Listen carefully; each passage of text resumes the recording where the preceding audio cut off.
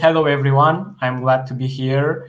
I'm very honored to be part of Android Worldwide, and thank you for all participants. My name is Ivan Dimitrov, and I'm an Android developer at DevExperts. Today, I'm very excited because we will deep dive in the world of reactive programming, and we will compare RxJava and Kotlin Coroutines. Before doing that, let me just tell you a little bit about myself. I graduated my master's degree at Technical University of Sofia last year. And as Suraj said, I have more than 4 years of professional experience. First, I started as a C++ developer in the automotive industry. But after that, I decided to become an Android developer. And I'm an Android developer for 2 years now, and I'm part of DevExperts family. When I'm not working, I really like to do all kinds of sports because they help me to clear my mind and to stay healthy. You can see some of the sports here. I really love doing all kinds of sport. So now let's go to the topic of our presentation. Today, we will see the advantages of RxJava, the key challenges of RxJava, and the same for Kotlin Coroutines. And also we will talk why our team migrated from RxJava to Kotlin Coroutines. I can compare both approaches because in our big code base of our Android application, we already refactored above 80% of our code. And I hope that by the end of my presentation, you will be able to do the same. So first, let me give you an overview of RxJava. So RxJava is really stable, it's mature, and it's battle tested. And the reason for that is that RxJava is being here for a very long time. It's older than 10 years. And it's being used from a lot of developers in a lot of different companies in a lot of products. So it's definitely a great tool which enhanced the world of asynchronous programming and introduced reactive streams as a tool for programming. Also, it's Java compatible, which is great. When I joined DevExperts, I didn't have any experience with RxJava. So the first time when I saw it was here. And to be honest, I was very, very confused from RxJava. In my opinion, it's very complex. It's great tool, but it's very complex and it has very steep learning curve. I read a lot of articles, a lot of books in order to get used to it and to perform my job. So it was very difficult and hard, but anyway, it's great too. So let's discuss now a little bit of coroutines terminology in order to proceed with more practical part, in order us to be on the same page. So what are Kotlin coroutines?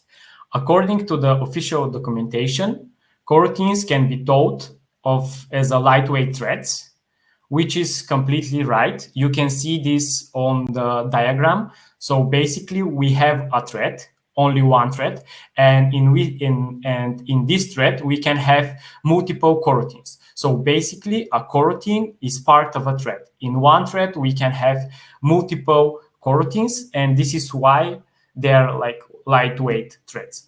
Also, another very important thing is that a coroutine can suspend, which means that it can pause and it can resume.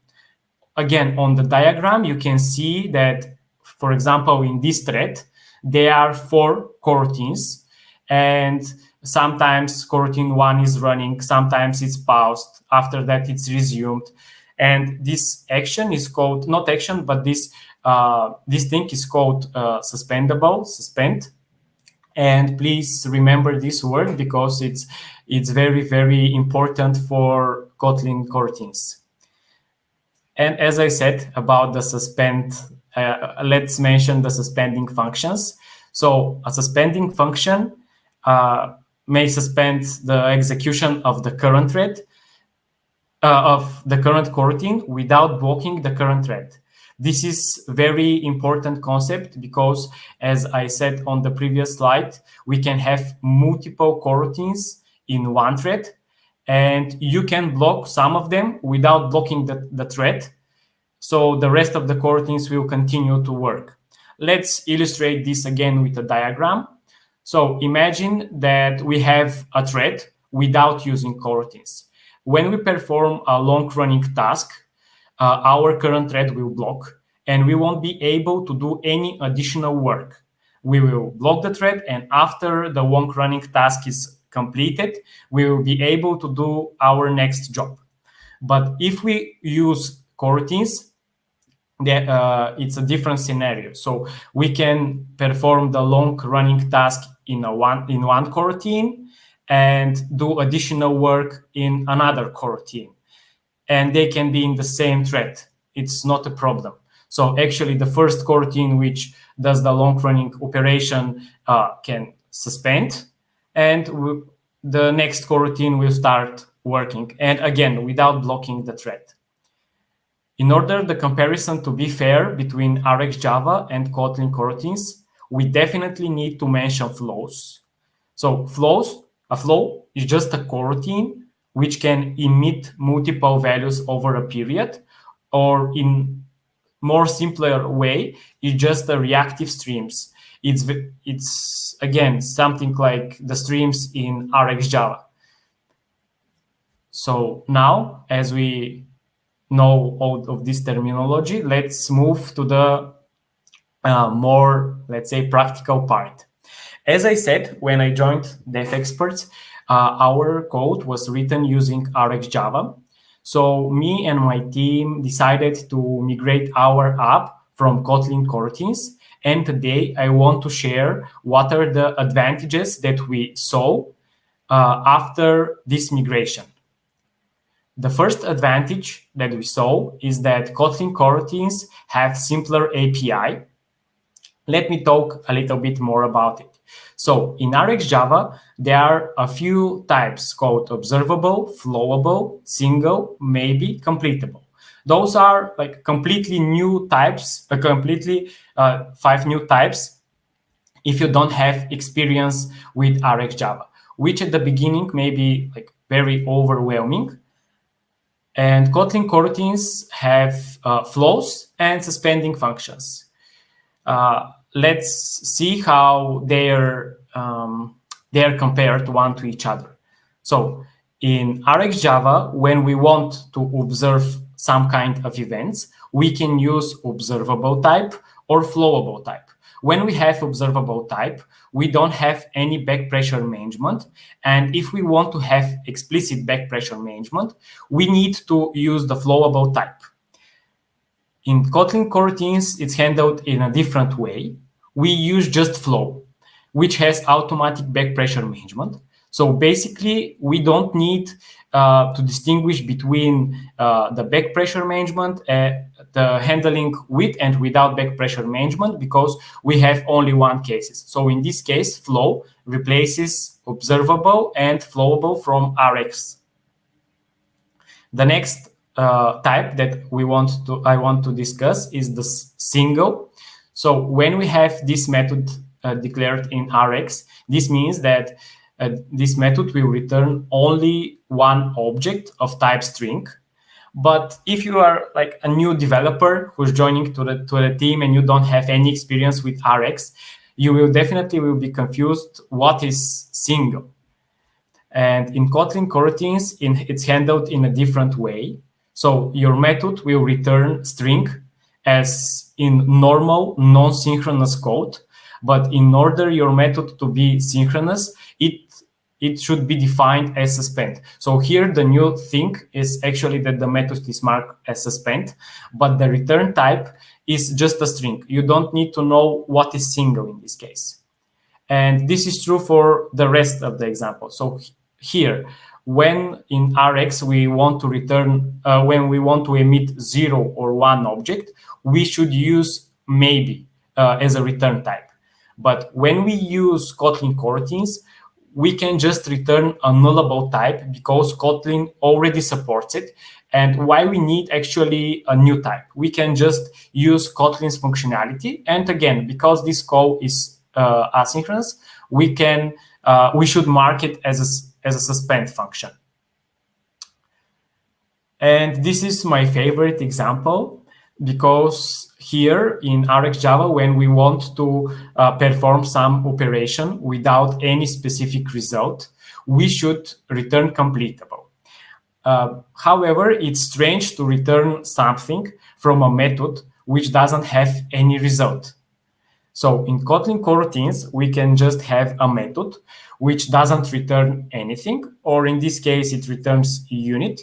But again, we need to mark the function as suspend. So basically, using suspend and flow modifier, we can replace all 5 return types from RxJava, which definitely reduces our code and makes our API a lot simpler,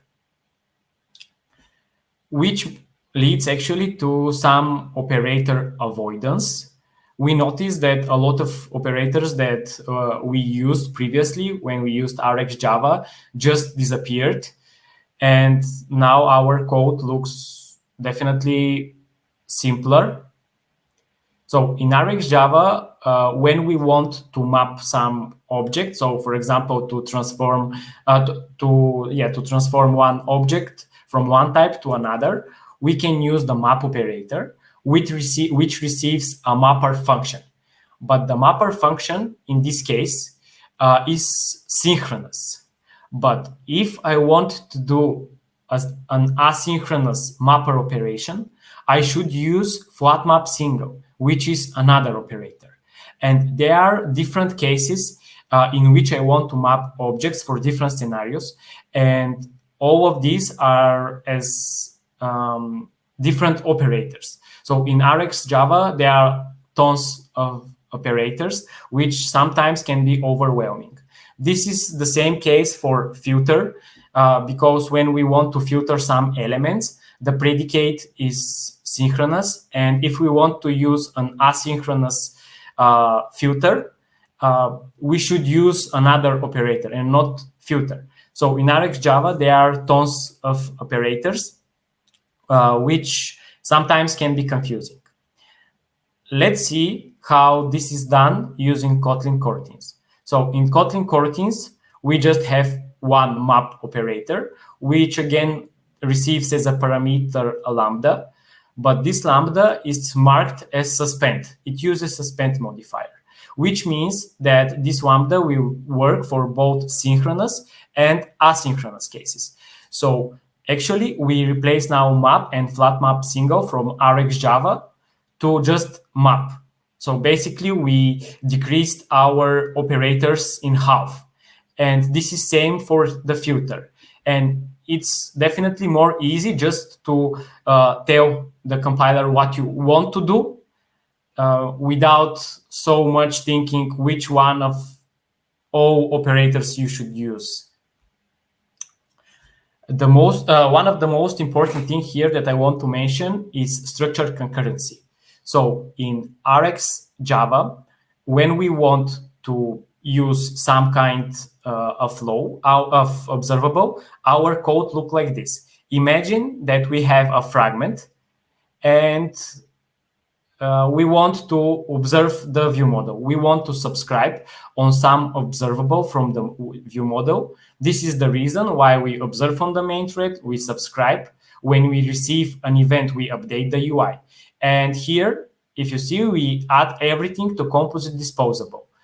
And before adding to composite disposable, we should first, of course, declare our composite disposable and clear it in appropriate time.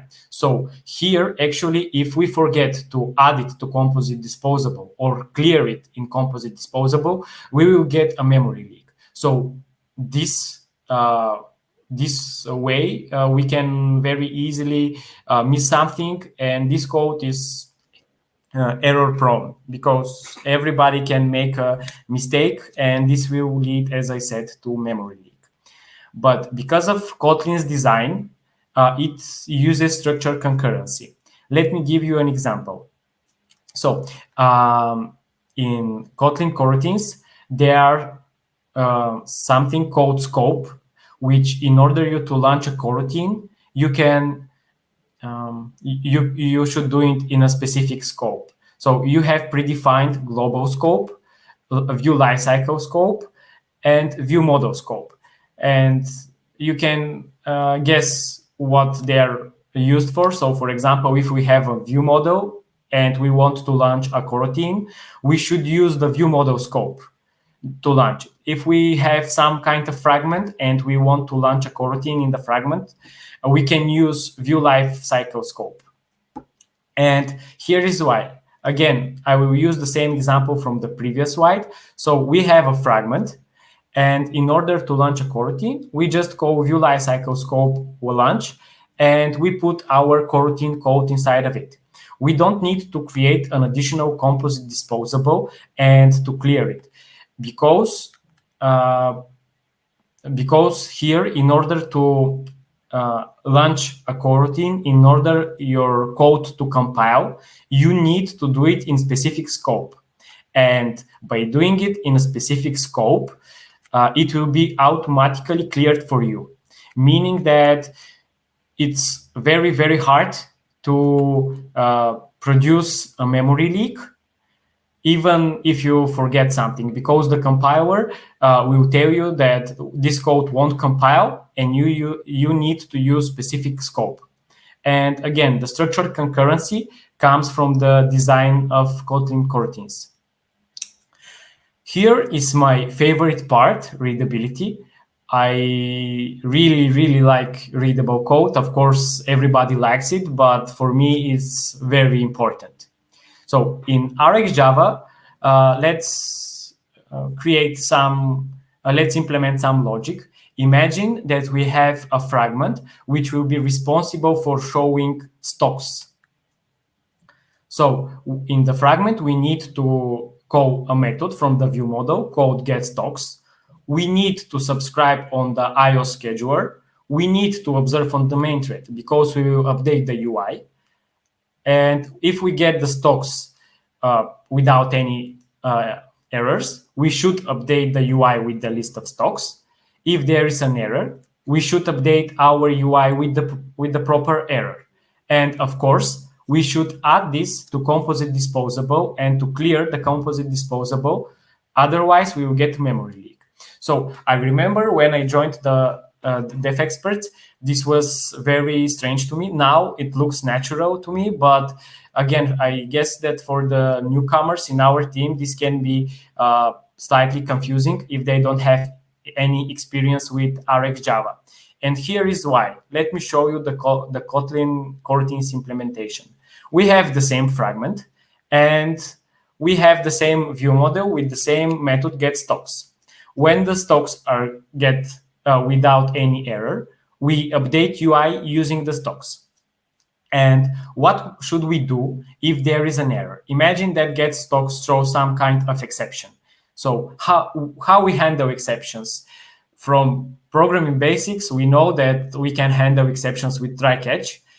And this is the way how we can handle it as well in Kotlin Coroutines. So we just catch the exception and we update the UI. So by doing this, actually, our code looks completely sequential, which is great because for the newcomers in our team, it's a lot easier to get used to this code because it looks more natural. It looks sequential and it looks easy. So you know try catch and you just call some method and everything works. But of course, there is something new.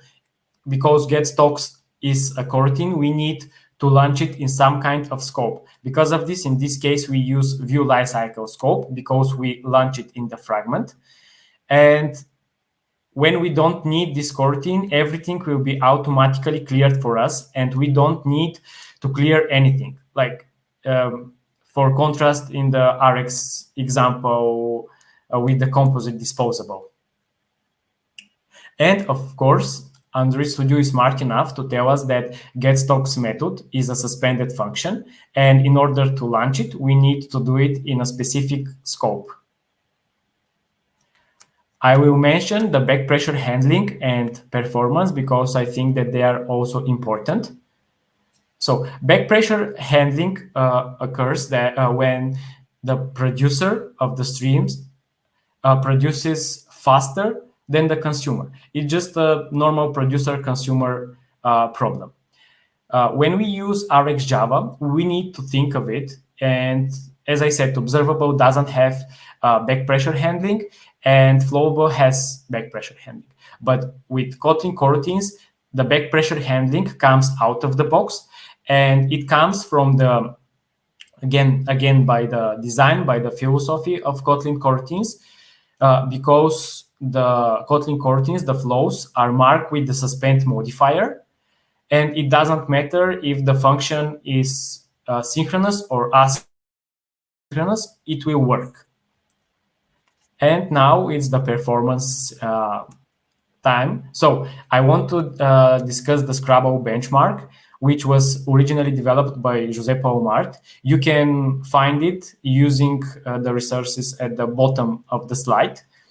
So the Scrabble is a game of words. And for this specific benchmark, they used one of the Shakespeare's poem in order to guess the proper word in the Scrabble game. So first, this benchmark was implemented using sequence, and this is the fastest possible solution because it doesn't have any overhead from any asynchronous operation. This is the baseline, and it's the fastest possible solution, as I said. So one operation using sequences takes around 10 milliseconds. When the same benchmark is implemented using RxJava, the time of the operation increases to 24 milliseconds per operation, which is huge increase in terms of times. It's even more than twice. The same benchmark is implemented using flows and Kotlin Coroutines, and it takes around 14 milliseconds. Of course, it's a lot. It's more than the sequence benchmark, but this is normal because it has some overhead of the asynchronicity and from the backpressure handling management, but it's definitely a lot less than RxJava. So basically in this slide, less milliseconds per operation means better performance. And you can see here, according to this benchmark, sequences are the fastest solution. Then is the flow, and after that is RxJava. I definitely need to mention Kotlin Multiplatform and interoperability. Today, Anna talked a lot about Kotlin Multiplatform, so I don't want to spend a lot of time here. But the main idea is that we can write our Kotlin coroutine code in our Android application, and we can share our logic, our business logic, with the iOS team. This will lead to faster development of the applications. And when we were refactoring our application from RxJava to Kotlin Coroutines, we used all of these converters. They are really great. The interoperability between both approaches is incredible. It was very easy to migrate from one to another by modifying a small parts of our code screen by screen, and it was very easy using these converters because we can we can convert a flow to observable and vice versa, which is great because the guys who developed Kotlin Coroutines thought of this, that a lot of the products are using RxJava and they will migrate to Kotlin Coroutines. To wrap things up, the things that we saw after our migration to Kotlin Coroutines. Kotlin Coroutines definitely have simpler API. They have less operators. You need to use actually less operators to do the same kind of work, which is great. And these two lead to the next one, which is readability. As I said, my favorite part.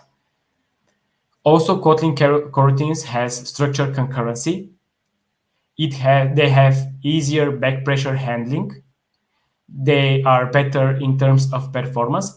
But I want to mention something. If you wonder what is better in your opinion in terms of performance, it's always the best option to make performance benchmark for your specific case in order to be more appropriate. Of course, Kotlin Multiplatform and the interoperability. I want also to mention one thing. All of these points led to the following, that our newcomers to the team get used a lot faster than they would get used to our code if we used RxJava. So basically, after we rewrote, after we refactored our application, we noticed that our people get used to our code a lot faster. They develop features faster, and we find bugs faster, which is great. So I'm very, very happy with the result. After we discussed all of this, I've prepared a few code examples, which I want to share with you. This is like almost real code examples. Of course, they are like very. I've removed a lot of the stuff, and in order to make them more compact. So imagine that we have an interface for a view model which has an observable state. This is an RxJava example, and we want to use this state in our fragment. So what we need to do? We need to observe this state on the main thread in the fragment. We need to subscribe to our UI and to update it. And of course, we need to add this to composite disposable. We shouldn't forget to call composite disposable clear, otherwise we will get memory leak. So remember this code, because the same logic will be implemented on the next slide using Kotlin Coroutines. So again, we have the same interface, just the observable return type is replaced by flow. We have the same fragment. We have the same viewModel.state. Here we use on each operator. So basically, when the flow emits a value, we will update our UI. And as I previously said, we need to use to launch the coroutine in some kind of scope. This is the reason why we launch it in view lifecycle scope. So basically, this doesn't look as a big difference at the beginning. But if we go a little bit in details, we will notice that here we have automatic backpressure handling done for us. This comes out of the box. Also, we have structured concurrency. We don't need to think about it because the compiler will make us to launch the coroutine in specific scope. And when this scope is canceled, everything will be cleared.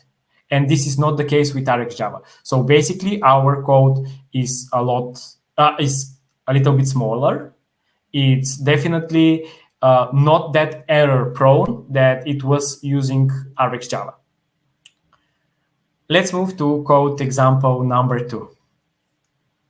So imagine that we have the same interface, and we have some method called confirm, which in this case should return completable because it's just an operation. Imagine that you click a button and you confirm something.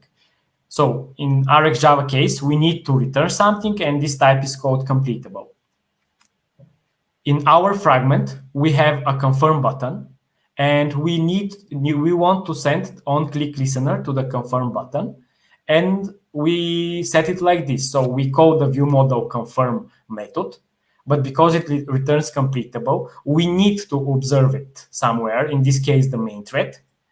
We need to subscribe, and after that we need to add the whole thing to composite disposable. But here the main thing that I want to do is just to confirm something, but actually I need to observe on the main thread, we need to subscribe, and we need to add to composite disposable, and I shouldn't forget to clear my composite disposable, otherwise I'll get a memory leak. Yeah. So let's see the same example using Kotlin Coroutines. Again, we have the same interface, but this time the confirm method doesn't return anything, it returns unit. And this method is marked as suspend because it uses coroutines. We have the same confirm button, the same fragment, and the same click listener as we had before. And now we should just call view model confirm. And because confirm is a suspended function, we should launch it. In order to launch it, we call view lifecycle scope launch. So basically, if our fragment is closed, we won't get a memory leak because of the structured concurrency. And our code now looks a lot simpler. It looks sequential. And this is by the design of Kotlin Coroutines. Because in other languages, for example, and other frameworks, concurrency and asynchronously, they look hard and sometimes even strange. But in the design of Kotlin and Kotlin Coroutines, they are implemented in a different way. And actually, they are telling us that Kotlin Coroutines, the code should look like normal sequential code. This is the main difference, that in other frameworks and languages, the code looks a little bit strange, it looks different, you need to learn different new types and so on. But here, the code looks sequential, like normal code, and it's definitely easier to read, and it has less boilerplate code. And of course, Android Studio, it's smart enough to tell us that the confirm method from the view model is marked as suspend, and it's a coroutine. And in order to launch it, we need to use some kind of scope. And after that, everything will be handled automatically for us without any memory leaks. So guys, it was pleasure talking to you today. I highly encourage you to scan the QR code because it will lead you to a Kotlin Coroutines code lab. I can say from my experience that this Coroutines code lab is great because it helped me to start using coroutines. There are a lot of exercises, a lot of terminology, and an expert guidance in the code lab, which will help you to learn or at least start experimenting with coroutines. I highly encourage you to do it because, in my opinion, Kotlin coroutines are great and they're here to stay. I really want to thank the organizers of the conference. I want also to thank to my host, Suraj. Thank you a lot. And thank you for the attention. Yeah, it's a great presentation, and I know few basics about coroutines, and also it's a async function and launch. Yes, I learned many things. And yes, if you have any questions from audience, please feel free to put there, and even easier to answer your question. And I got few things I am sharing here. And one, when you are saying the benchmark, you are measuring the RxJava and the Kotlin coroutines stuff. I'm saying the one shared that time that I think try Dharmbir telling that I think try catch error is an expensive call. I think you can see the chat, right? Yes. Yes. Okay. And also appreciate Alhaj, sorry if I pronounce your name wrongly, and he said thanks for this talk, and but why companies still use it in new project? Let me just see the Scroll few uh, ever. yeah. Yes, this one. Yeah, about RxJava. So basically, this happens when you have some big project, let's say, and this project works, and it works great, like our project, and it was implemented using RxJava because it before Kotlin coroutines were invented. So this is the reason why, in our case, the product was implemented using RxJava. I think that uh, it's um, it's true for the rest of the companies that maybe they have which some project which was working good, and it was implemented, let's say, 5 years ago when Kotlin coroutines were invented, or a little bit before that, and this product worked for a very long time, and they just now want to improve it. This was the case in our scenario. For me personally, when I start developing a new project, I would definitely use Kotlin coroutines because, again, in my opinion, it's here to stay, and they are great. They work great. They are simpler, and they work very good for me. And even in the company, when we start a new project, we will use definitely Kotlin coroutines and not RxJava. But if the product is already implemented with RxJava, we can just refactor it using Kotlin coroutines. And I guess this will be done by a lot of companies in the future. Okay, great, perfectly answered. And Dharambir asking, instead we can make use of handler, and you can see the Yeah, okay, yeah. go ahead. I definitely agree with you. Your approach, I mean, the approach you suggested is definitely better, and even in terms of like readability and performance, I think it's better. But in order just to in the terms of my presentation, I decided just to use a try catch block. But in our project, as you said, we use the coroutine exception handler. It's more convenient for us. But the point here that I wanted to make is that using try catch also works. And yeah, your code will work even if you don't know anything about coroutine exception handler.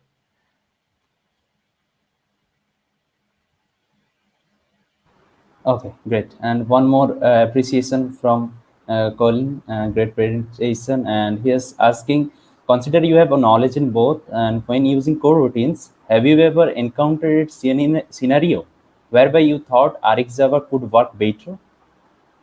Yeah, very good question. To be honest, I still haven't encountered such scenario.